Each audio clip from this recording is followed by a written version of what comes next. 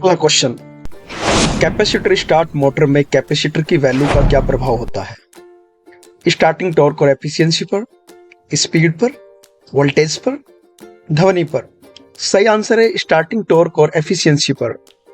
अगला question, coupling क्या करता है? मोटर और लोड को जोड़ता है, वोल्टेज को नियंत्रित करता है, करंट को कम करता है, ध्वनि को नियंत्रित करता है। आंसर है मोटर और लोड को जोड़ता है।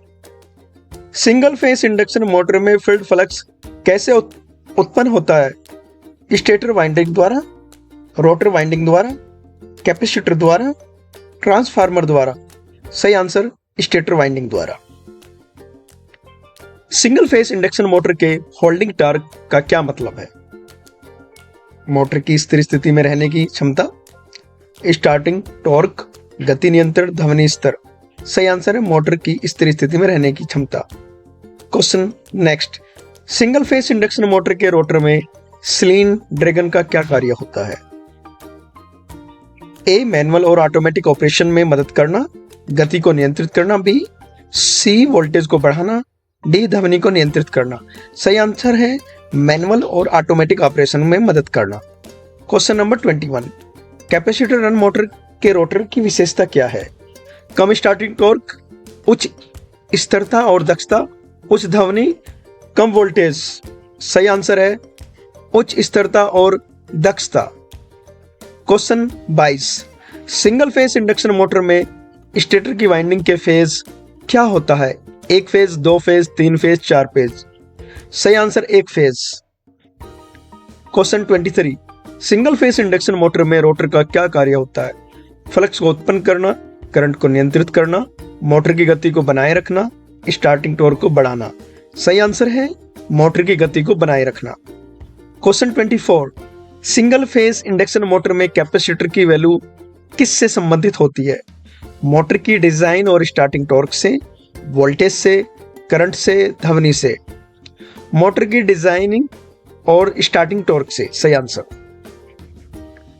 Question number 25, single phase motor की डिजाइन का क्या महत्व है? बेहतर ऑपरेशन और दक्षता, स्टार्टिंग टॉर्क को बढ़ाना, वोल्टेज को नियंत्रित करना, ध्वनि को कम करना। सही आंसर है बेहतर ऑपरेशन और दक्षता। सिंगल फेस इंडक्शन मोटर में फ्रीक्वेंसी कितनी होती है? 50 hertz, 60 hertz, 70 hertz, 80 hertz. Answer है 50 हर्ट्ज। फेज वोल्टेज को कैसे मापा जाता है?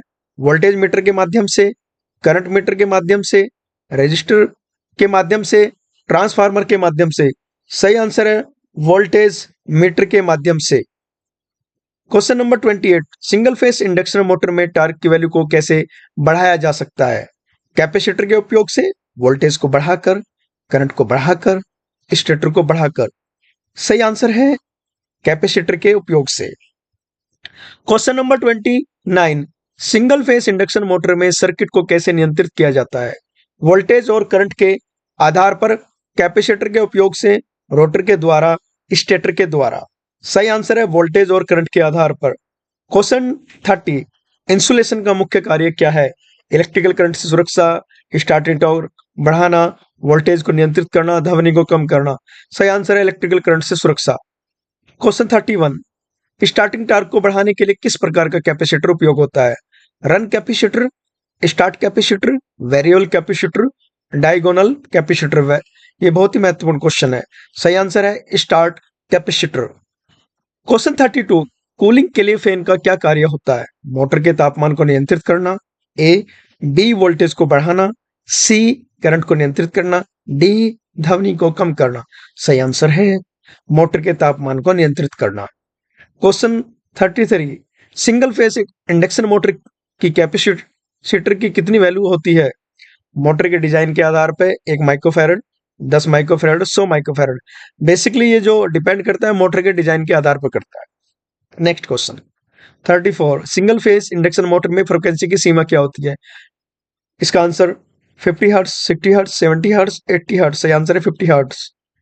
क्वेश्चन 35, कैपेसिटर स्टार्ट मोटर में कैपेसिटर का कितना वैल्यू होता है? मोटर के डिजाइन के अनुसार 5